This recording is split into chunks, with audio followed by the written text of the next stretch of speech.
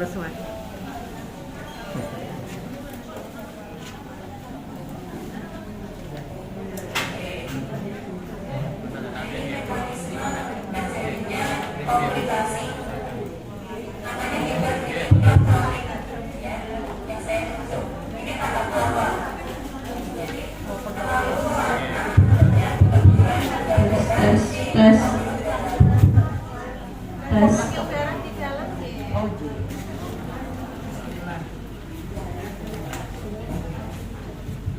Tes. Yang pertama tahapnya adalah hiperglikemia kronik. Kronik itu artinya berlangsung lama. Jadi kondisi di mana terlalu banyak gula darah dalam darah di tubuh dalam jangka waktu yang lama. Ini nanti akan mengakibatkan gangguan sel-sel pada pembuluh darah. Akhirnya pembuluh darahnya meradang, akhirnya asupan dari pembuluh darah menuju ke organ itu jadi berkurang, akhirnya organnya ikut bermasalah gitu. Tadi ya ada dua ya utamanya komplikasi kronik itu ada makrovaskular dan mikro. Mikro itu kecil, jadi pembuluh darah yang kecil paling sering itu menyebabkan di ginjal sama retina. Yang kedua makro itu pembuluh darah besar. Itu kalau nyerang di otak jadi stroke, kalau nyerang di jantung serangan jantung, atau di kaki tungkai, jadinya pembuluh darah kakinya nggak lancar, itu juga bisa. Selain pembuluh darah, dia juga bisa komplikasi ke bagian saraf ya Bu ya. Sehingga nanti kalau saraf misalnya kesemutan, baal, nggak teratur, itu bisa jadi rentan infeksi karena nggak tahu kalau ada.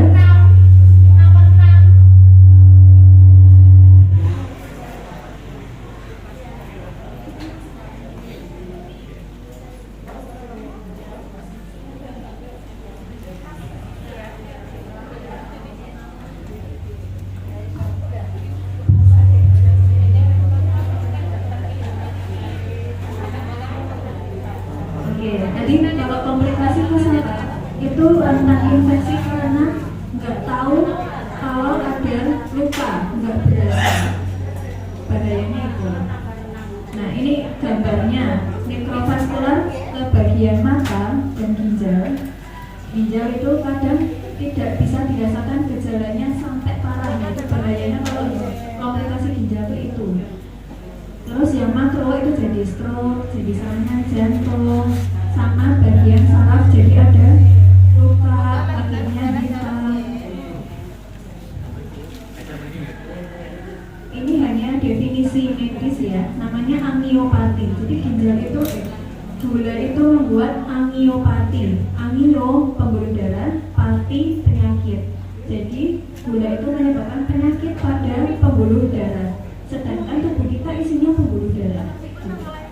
Tadi dibagi dua, makro angiopati ke pembuluh darah besar, mikro angiopati pembuluh darah kecil.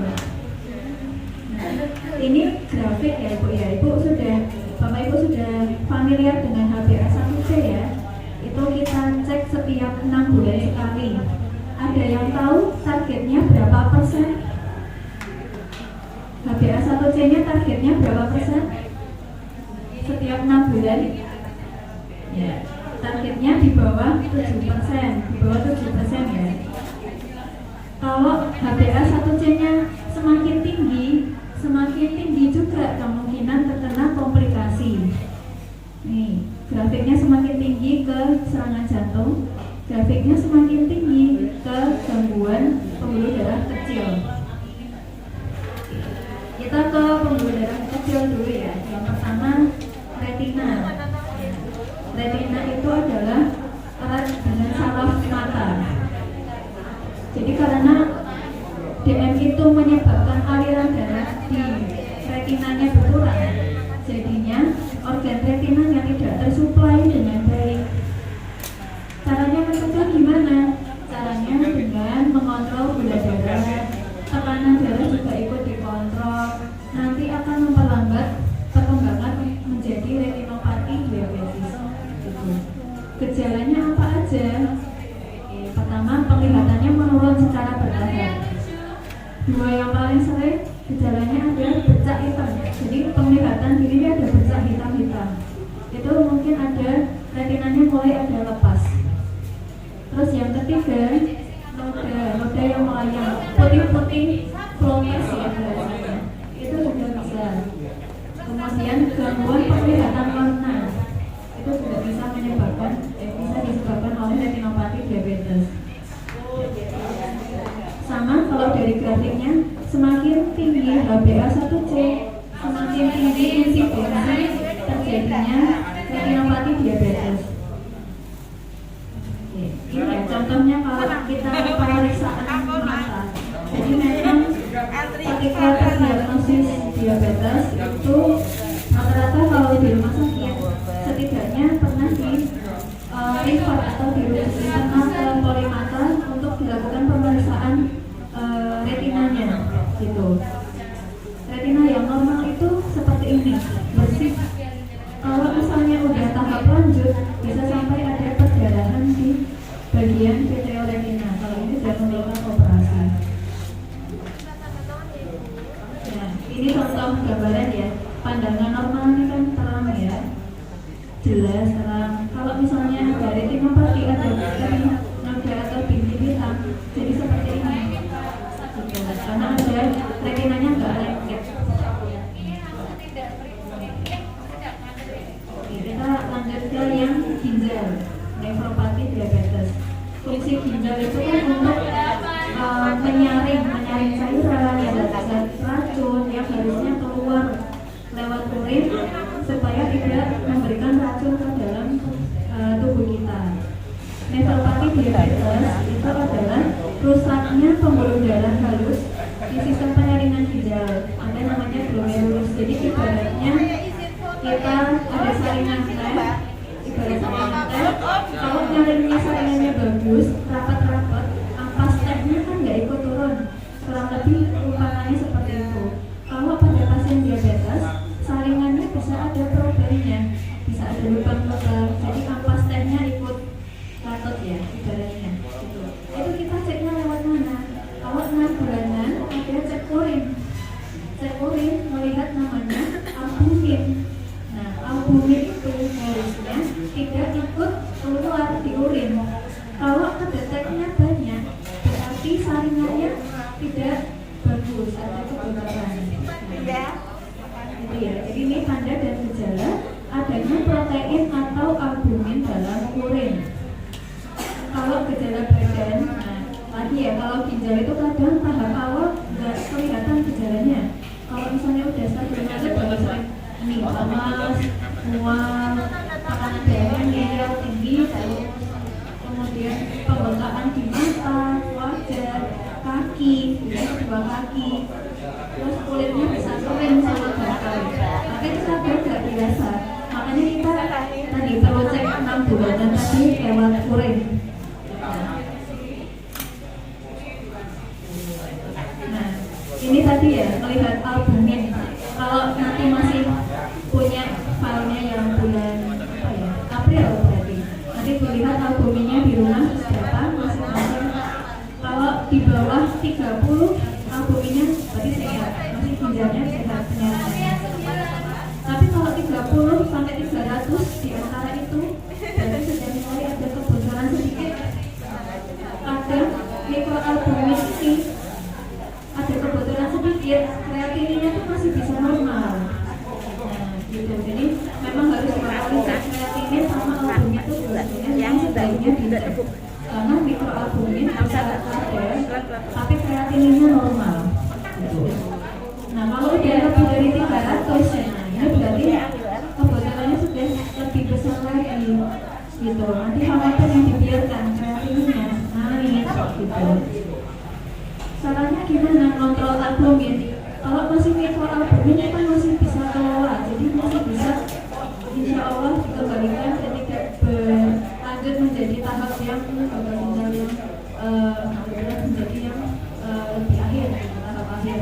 Gitu. Jadi kalau dari 30 sampai 300, nah itu harus dikontrol lagi, makanya gulanya harus bagus, tekanan darahnya juga ikut bagus, karena tekanan darah tinggi juga bikin albuminnya juga ikut katut keluar di gitu. Sama kolesterol ya, biasanya 3, gula, kolesterol sama tensinya. Jadi yang dikelola itu. Terus komplikasi yang ketiga ke bagian saraf. Bahasa Inggrisnya neuropati diabetes. Jadinya akibatnya karena tadi ya, aliran darah menuju saraf, suplainya menurun, sarafnya problem. Barat saraf adalah kabel listrik dan otak adalah yang utamanya.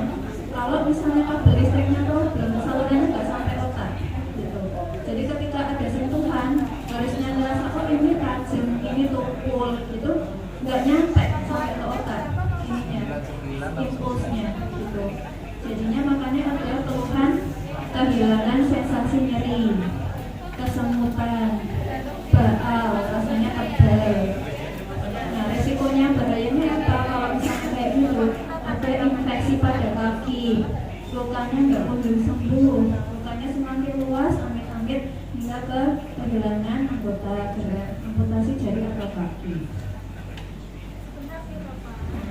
Kalau Bapak Ibu misalnya sudah ada keluhan seperti ini, olahraga itu tetap harus harus dilakukan, tapi tetap harus hati-hati supaya kakinya nggak ada luka. Nah caranya hindari latihan fisik yang sering menyebabkan cedera pada kaki.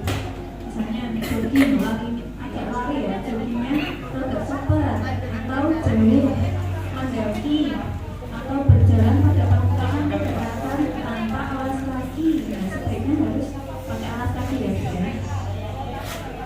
Kemudian hindari aktivitas yang memerlukan keseimbangan berlebihan. Jadi kalau misalnya aktivitasnya keseimbangannya agak goyang, mending cari yang ada pegangan atau tiang. Nanti kalau jatuh luka, takutnya lukanya nggak sembuh, nggak cepat sembuhnya. Sama harus dirawat kakinya. Jadi dilihat, oh di telapak ada luka atau enggak, ada kemerahan, ada lecet atau tidak, ada bengkak atau tidak. Terus menjaga menggunakan pelembab supaya tidak iritasi. Lalu menggunakan kaos kaki juga boleh, tapi gantinya setiap 2 hari. Karena pertimbangan latihan fisik yang tidak terlalu banyak, kaki itu menopang badan. Contohnya sepeda statis nggak boleh, sepedaan nggak boleh. Kemudian berenang itu juga bagus. Tapi kalau ada luka dari berenang jangan dulu.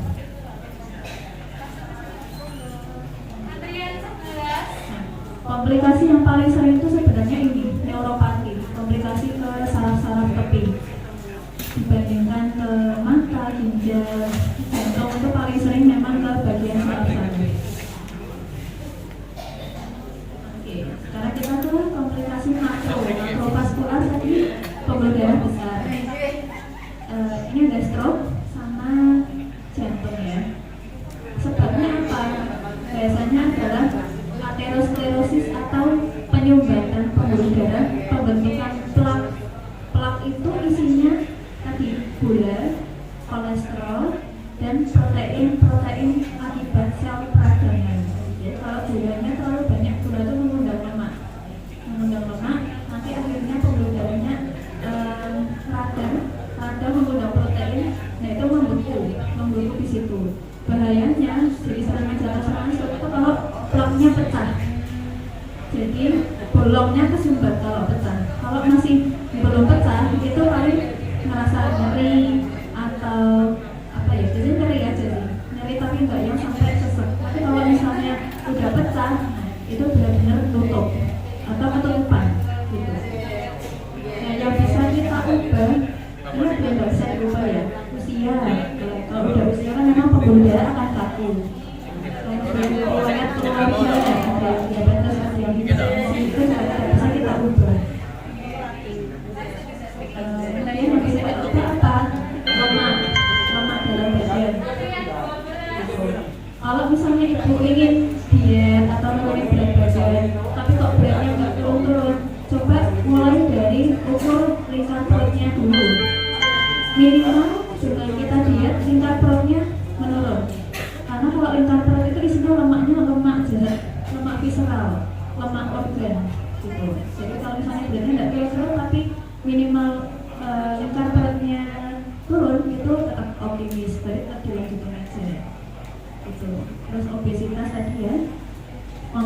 diet, kemudian tidak boleh merokok, dan tetap harus jaga aktivitas fisiknya. Jangan sedentary lifestyle itu artinya kurang gerak. Jadi ini terjadinya plaque atherosklerosis. Kalau misalnya di jantung jadi serangan jantung, kalau di pembuluh otak jadi stroke. Dan dia tidak faktornya nggak sendiri, nggak diabetes berdiri sendiri itu enggak. Tapi kalau rokok itu memang bisa berdiri sendiri. Laki-laki usia muda tanpa hipertensi, tanpa diabetes, tapi dia rokok itu sudah bisa menyebabkan sumbatan pada jantung. Jadi kalau misalnya kita menurunkan tekanan darah, memperbaiki profil lemak dan berhenti rokok, itu nanti pengaruhnya nyata ke penurunan komplikasi dari kardiovaskular. Gitu ya. Jadi ini tadi listnya, kita tidak merokok, pola makan sehat, obati hipertensi, obati hiperlipidemi. Hiperlipidemi itu ya kolesterolnya tinggi, trigliserid tinggi, ya itu harus dikelola semua. Kemudian kontrol gula darahnya secara optimal. Tadi masih ingat HbA1c targetnya berapa? Ya, 7 ya. Terus kurangi berat badan sama olahraganya teratur.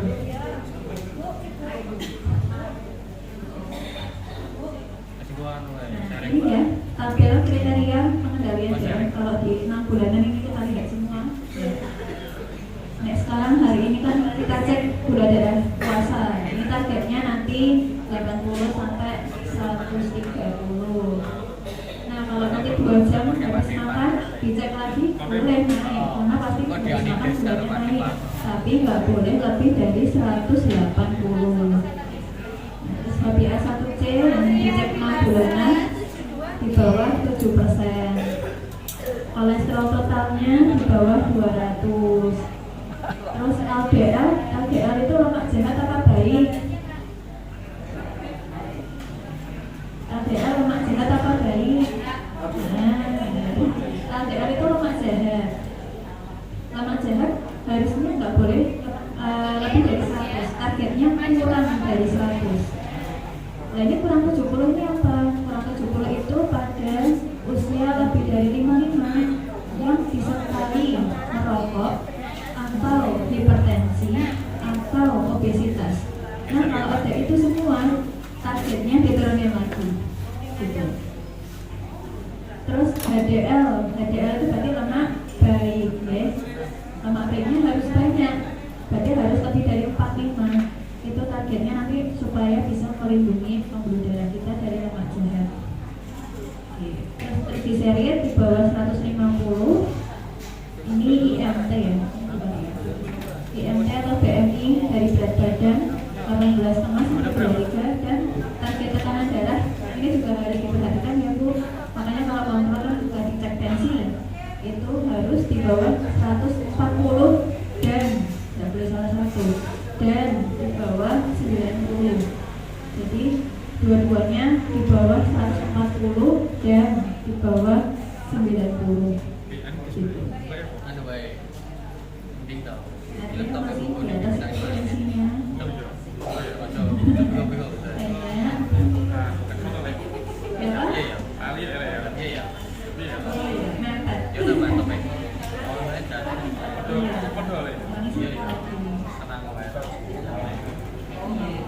Jadi tekanan darah tinggi itu bukan hanya soal gulanya aja, tapi gula darah tinggi itu adalah soal gangguan vaskular atau pembuluh darah yang akibatnya bisa kemana-mana. Makanya kita harus kelola. Terima kasih sekian atas edukasi tentang komplikasi kronis. Semoga Bapak Ibu termotivasi untuk mengelola diabetesnya supaya tidak semakin tinggi gulanya, supaya tensinya juga tidak naik, sehingga tetap sehat sampai nanti. Assalamualaikum warahmatullahi wabarakatuh. Ada pertanyaan enggak? Ya, apa Bu?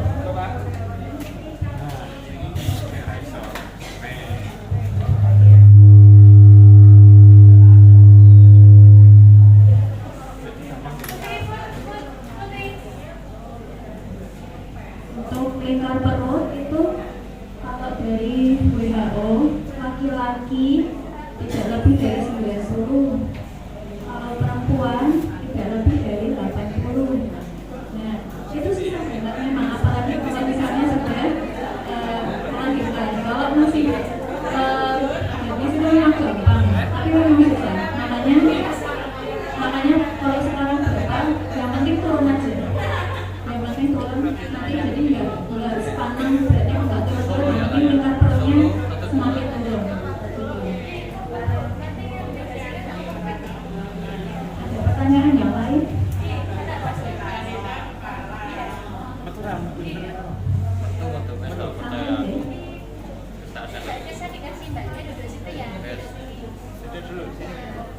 Ada yang mau tanya lagi?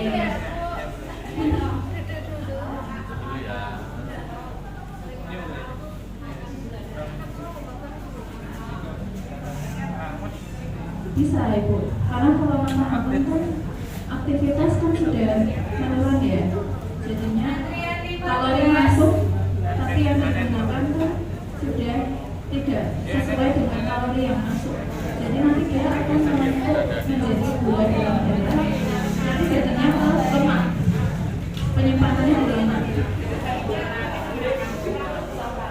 Makan terakhir itu adalah sebaiknya kalau jam pastinya sih nggak ada saat ya, jam berapa, boleh di jam maksimal jam 7 dulu, atau sebenarnya 3 jam sebelum tidur.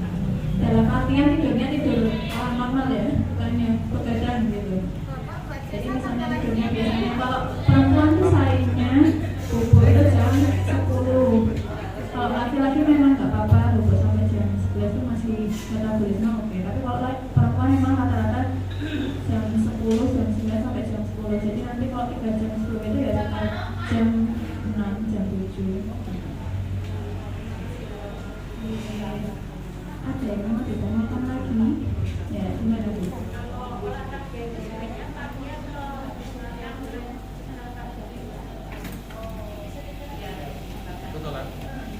Ada yang kayak gitu, misalnya habis makan dibaca dengan jalan 30 menit itu bisa. Tapi nggak harus pagi, harus sore, nggak ada aturannya Bu. Kalau misalnya mau waktunya enaknya pagi, karena badannya itu masih fresh. Kalau sore takutnya terlalu capek, itu nanti juga nggak bagus untuk yang badan, nanti pembuluhannya kayak kaku. Jadi kalau misalnya sesuai metodenya ada istilah yang tetap sama kita. Kalau misalnya sore itu saran saya tidak terlalu berat olahraganya. Kalau misalnya pagi mau agak dikerasin itu masih oke. Tidak apa-apa mau habis makan setengah jam jalan 30 menit itu saya kayak gitu boleh juga.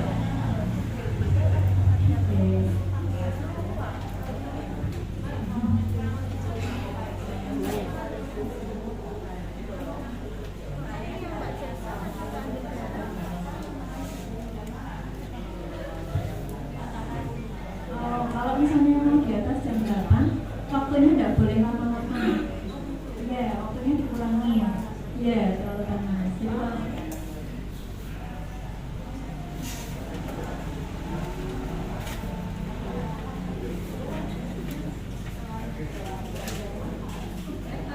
Jadi lebih cerah sebelum jam 8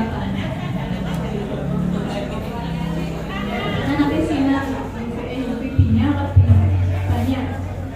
Nah, nanti kasihan kulitnya. Kalau misalnya di bawah jam 8 boleh 20 sampai 30 menit boleh.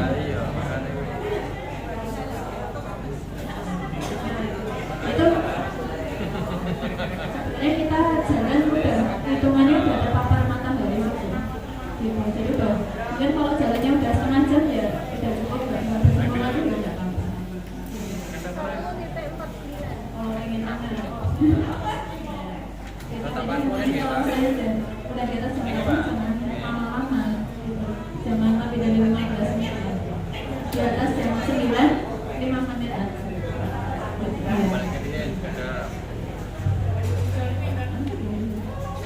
Udah? Ya. Terima kasih Bapak Ibu atas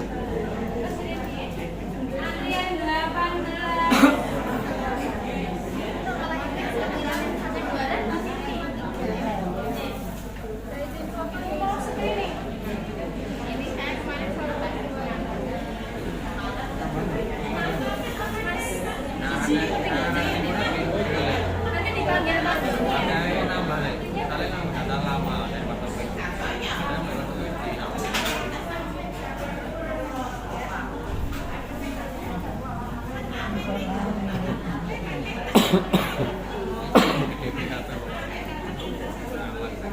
aman lah, aman. Januari 19 apa ya? Tidak ada.